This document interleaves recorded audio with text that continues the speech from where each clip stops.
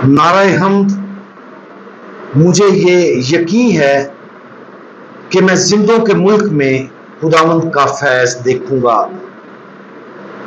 आज हम मुकद्दस लूका की अंजील उसका 4 बाब और उसकी आयात 28-33 पर ध्यान ज्ञान करेंगे।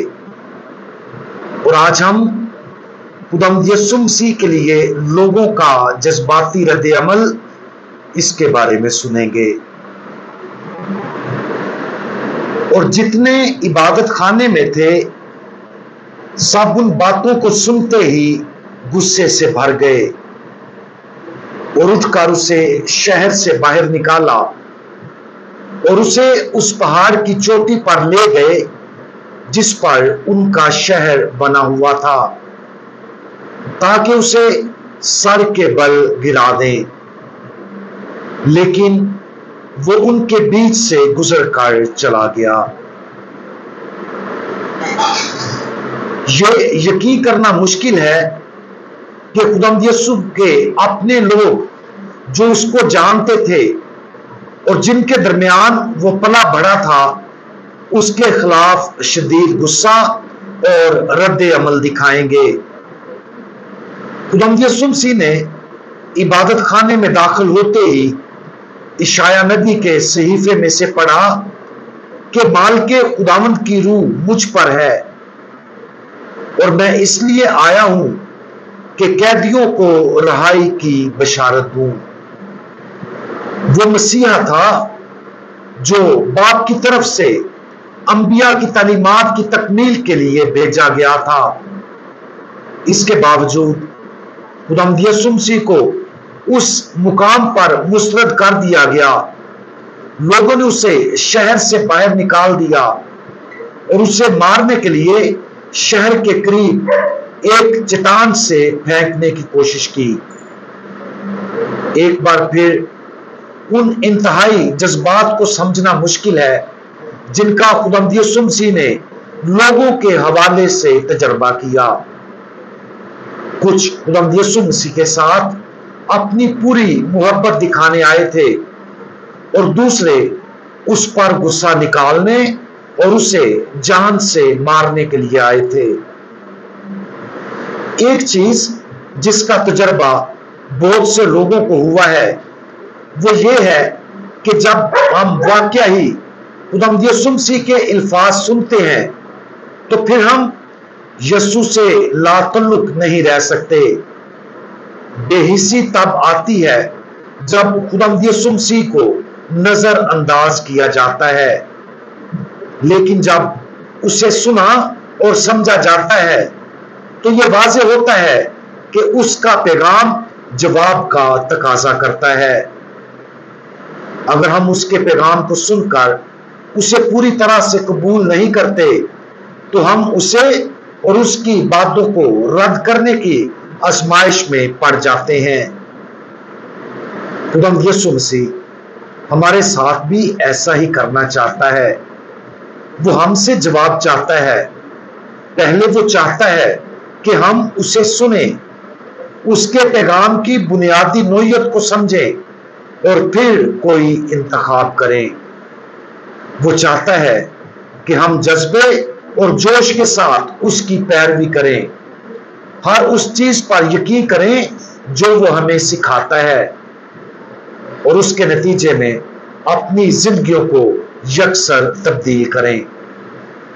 और अगर हम नहीं बदलेंगे तो खुदावंद यीशु मसीह के अल्फाज हमें चैलेंज करेंगे और हम उससे जवाब उन्हीं लोगों की तरह जज्बात और गुस्से में देंगे।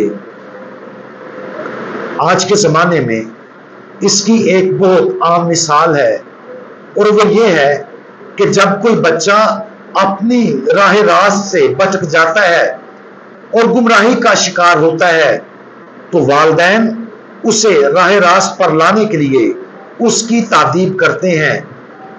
तो वालिदैन को भी बच्चे की तरफ से सख्त जवाबी रद्द अमल का सामना करना पड़ता है। जब मोहब्बत और सच्चाई का सामना होता है तो जज्बात अक्सर उभरते हैं और हलचल मचा देते हैं। لیکن یہ ہمیشہ برا نہیں ہوتا۔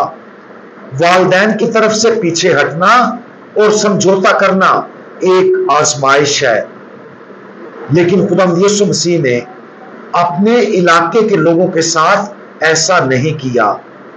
اس نے پیار سے انہیں سچائی بتائی اور ان کا جواب قبول کیا۔ جن لوگوں کا ہماری زندگیوں کے ساتھ تعلق ہے، ہمیں بھی ان کے لیے ایسا ہی کرنا ہے۔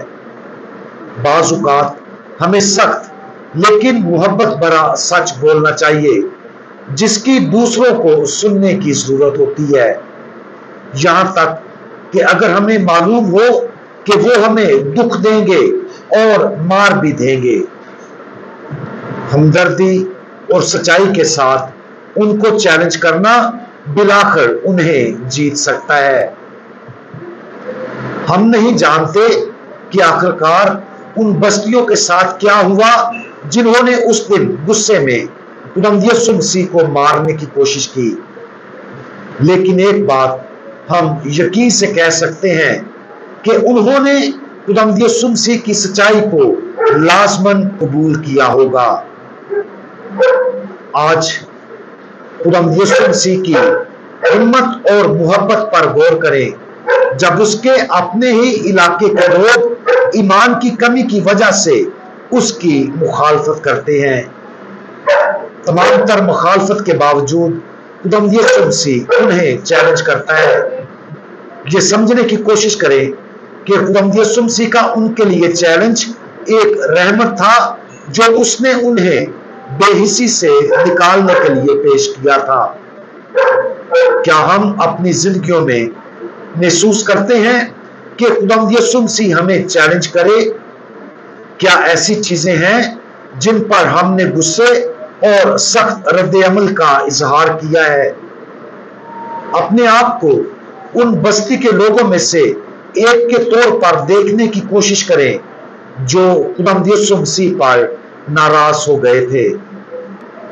خداوند یسوع مسیح نے ہم سے جو بات کی ہے اس پر اپنے منفی رد عمل پر غور کریں۔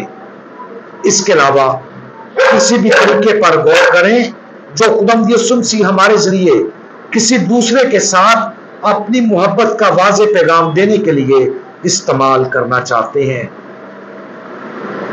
یہ جانتے ہوئے کہ اس کو فوری طور پر قبول نہیں کیا جائے گا۔